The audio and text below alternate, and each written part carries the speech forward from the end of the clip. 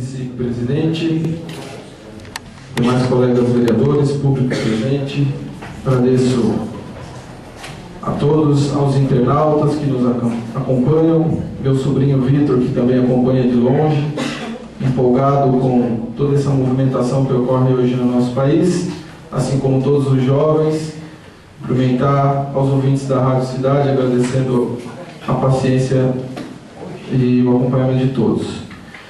Vou iniciar falando do movimento Vem Pra Rua, que vem causando muita reflexão no nosso país, principalmente de nós que fazemos parte da classe política, e é uma forma legítima de pressão, né?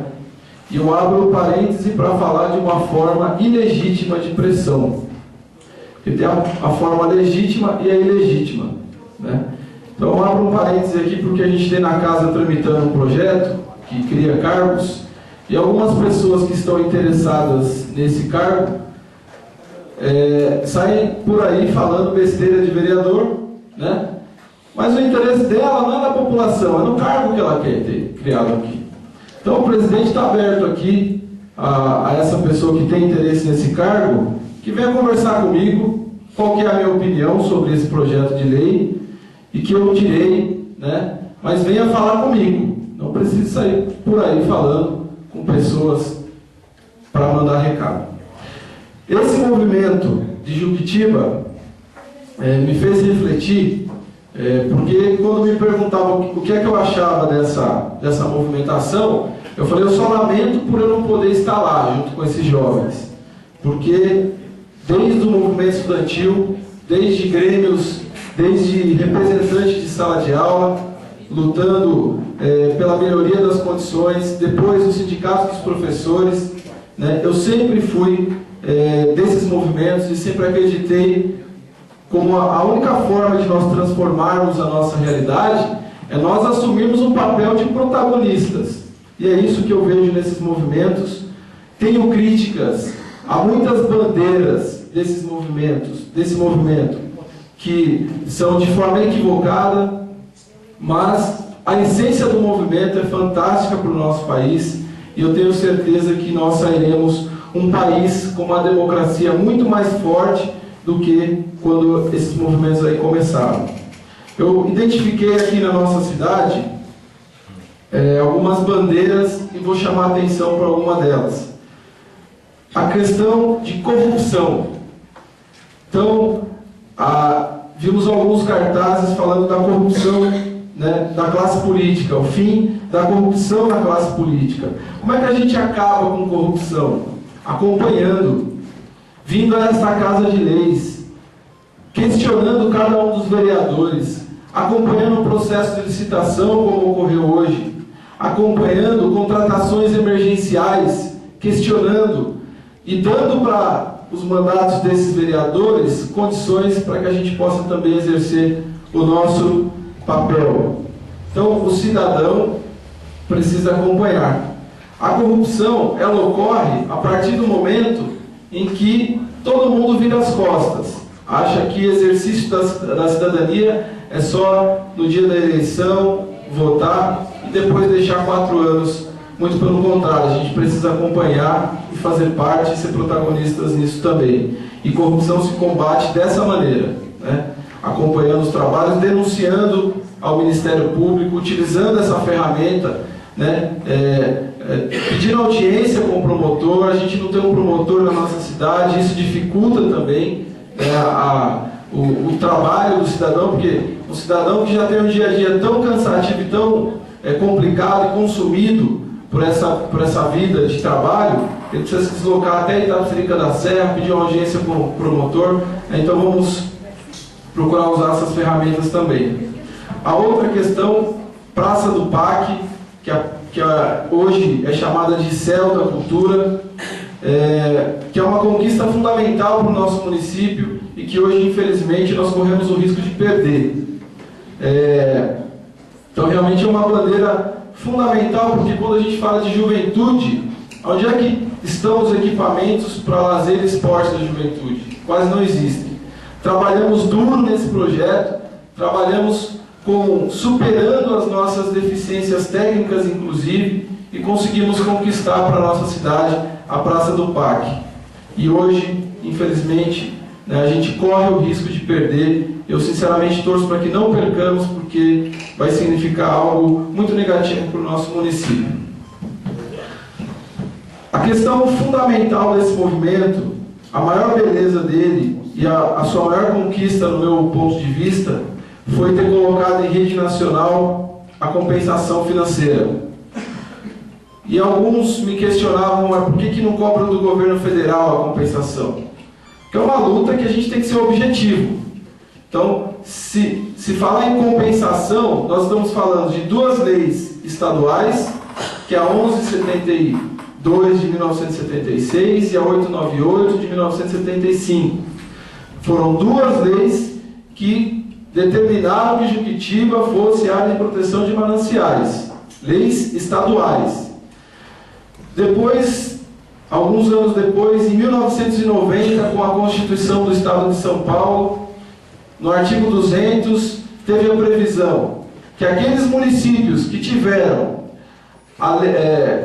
o seu território incluído nas leis 898 e a 1172, que restringiram o desenvolvimento, eles precisavam ser compensados, porque nós estamos numa região estratégica, a região que concentra maior empresas, maior capital financeiro do país, o maior PIB do país, e nós somos privados de aproveitar dessa localização para que nós possamos oferecer a água para essas pessoas de outras cidades, como foi citado aqui Barueri.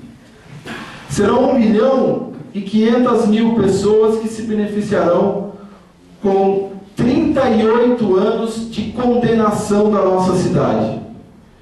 38 anos privados de questões básicas, como ter água tratada e esgoto tratado. Como, por exemplo, de um jovem que mora na Palestina, poder pegar um ônibus e vir aqui para a cidade, acompanhar um jogo de futebol, ou vir aqui passear, comércio do centro da cidade, porque não tem transporte no município. Não adianta eu vir aqui fazer um discurso fácil de falar mal do prefeito, por exemplo, porque a culpa não está aí. Nossa cidade não tem uma receita que permita subsidiar o transporte da nossa cidade. Quem subsidia acaba sendo a educação através do transporte escolar, o que é errado, porque a gente vê as condições em que os ônibus trafegam no nosso município. Então, a compensação financeira, ela é a questão central da nossa cidade. E esse movimento, pela primeira vez na nossa história, colocou isso na pauta da grande mídia.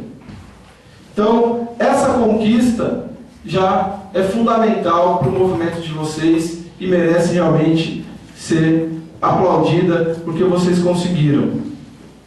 Depois de 38 anos de apatia, nós acordamos que precisamos ser recompensados. Porque a gente costuma baixar a cabeça quando fala que é de Juquitiba, porque é tão difícil a nossa situação, né? Quando na verdade, quem deve abaixar a cabeça é o governador, que é negligente e que não cumpre a lei conosco.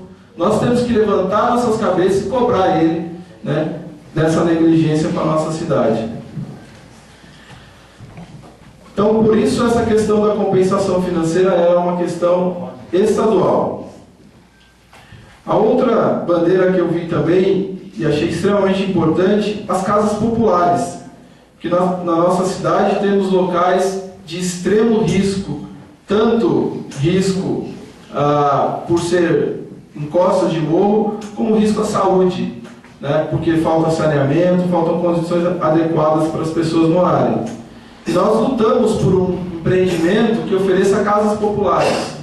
E eu quero parabenizar essa Casa de Leis, que há alguns meses esteve com o secretário estadual de Habitação, e que nos recebeu muito bem, que se sensibilizou. E um trabalho também que já vinha sendo feito há 4 anos, durante os últimos 4 anos, pela prefeita Cida, que assumiu, ela não se conformou. Porque acontece muitas vezes a pessoa encontrar uma dificuldade e se conformar. E a ex-prefeita Cida nunca esmoreceu diante de uma dificuldade.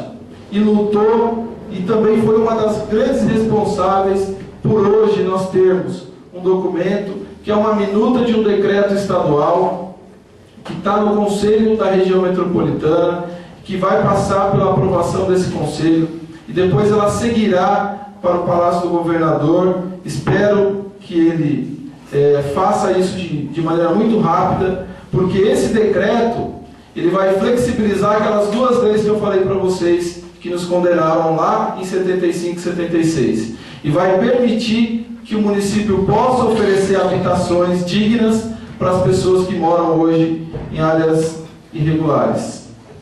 Então, uma conquista que também teve a contribuição dessa casa para que se acelerasse o seu processo e que nós, no mais rápido possível, no menor espaço de tempo, possamos oferecer isso para os nossos cidadãos. Então, essas bandeiras eu achei fundamental e devem ser continuadas.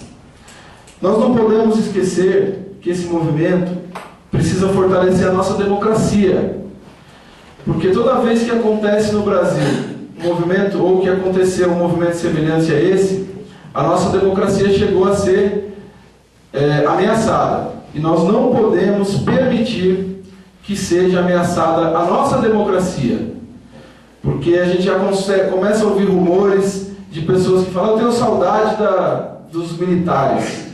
Então nós, no momento histórico, lutamos para derrubar a ditadura e não podemos permitir que se venha cogitar qualquer ameaça à nossa democracia. Por isso, os movimentos também precisam se utilizar dessa democracia para fazer as transformações, porque essa democracia permite. Tivemos aqui, há uns 20 dias, uma audiência pública de prestação de conta dos 4 meses do nosso município. 2 ou 3 pessoas acompanharam. E ali está um instrumento legal, democrático, onde cada cidadão ele pode cobrar do secretário. Ele pode saber exatamente onde está sendo gasto cada centavo da saúde e cada centavo da lei orçamentária do nosso município. Então a gente precisa saber utilizar esses instrumentos. Os conselhos municipais.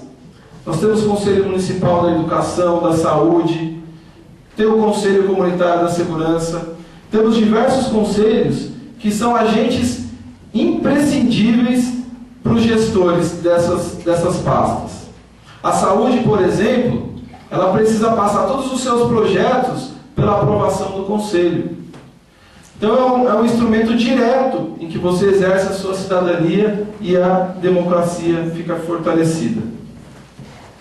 O Conselho Municipal de Alimentação Escolar, inclusive, que acompanha todos os recursos que vêm para o nosso município, para a merenda escolar, a qualidade, como estão sendo usados, prestação de contas.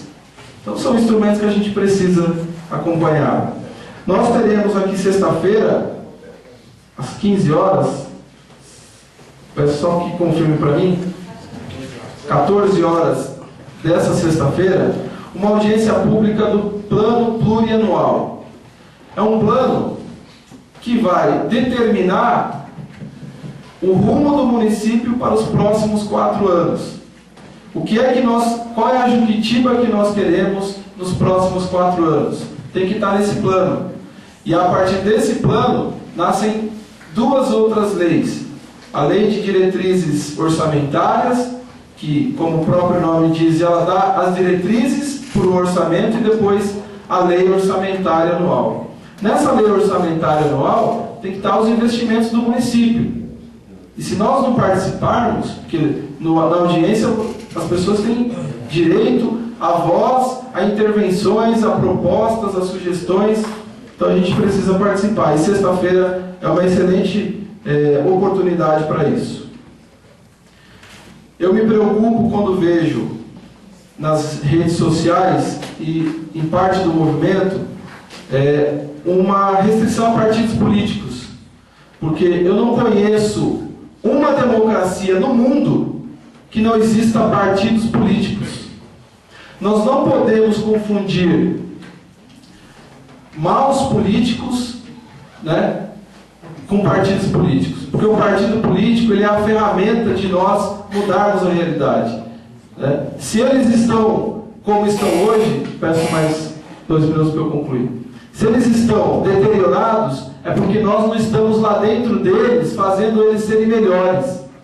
Quem estão lá são os caciques, que dominam, que compram partidos e vendem a eleição como moeda de troca. Né? Então, menos de 3% é afiliado a um partido. É um erro. Você precisa se filiar a um partido, defender uma causa e fazer esse partido ser sério, não ser partido de aluguel. Né? Então, os partidos políticos são instrumentos para a gente transformar também a realidade. Então, eu quero, para finalizar, agradecer, parabenizar vocês então, que fizeram parte do movimento. Acompanhei até o último desfecho. Lamento alguns vândalos que se infiltraram nesse movimento. Lamento as pessoas que querem deturpar esse movimento. Acho que é legítimo os políticos desse movimento, acho que é legítimo os partidários desse movimento, porque senão a gente corre risco de ser fascista e isso não é bom para nenhuma democracia. Nós temos que saber dialogar com as pessoas, temos que saber respeitar as pessoas, né? Porque um país melhor é um país assim, que respeita as pessoas. Então, agradeço, por último, o deputado estadual Antônio Mentor, que está marcando uma agenda com o secretário de Segurança Pública, para a gente discutir a segurança do nosso município. Agradeço o deputado federal José Mentor, que está atuando junto à Anatel para pressionar essas operadoras de telefonia no nosso município. E também está nos ajudando no Ministério da Justiça com recursos para um projeto de monitoramento de vídeo. Está nos ajudando em busca de recursos no Ministério do Esporte para a gente melhorar os equipamentos de esporte e lazer para os jovens ali no estádio José Geraldo e maiores equipamentos também para a saúde junto ao Ministério da Saúde e ao deputado federal Devanir Ribeiro, que está ajudando lá no Ministério da Cultura para a gente ter recursos, para a gente ter um evento cultural ainda esse ano na nossa cidade.